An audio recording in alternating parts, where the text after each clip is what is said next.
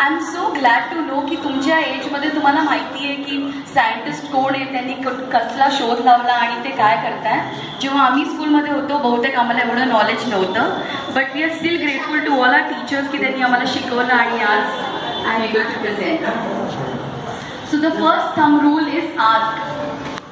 काय पहिला thumb rule?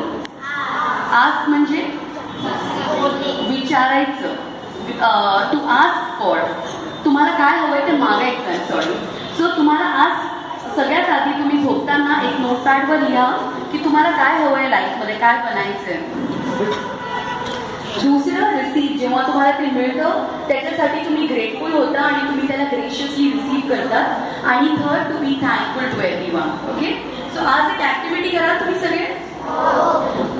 तुमच्या जवळपास दगड असतील ना, छोटे छोटे पेबल्स किंवा स्टोन्स. एक पेबल घ्यायचं, काय करायचं, एक पेबल घ्यायचं आणि खिशात ठेवायचं किंवा बॅगेत ठेवायचं. आणि दिवसभरात जे काही चांगलं होईल ना तुमच्या बरोबर त्याला टच करायचं आणि सांगायचं थँक्यू सो मच. काय करायचं?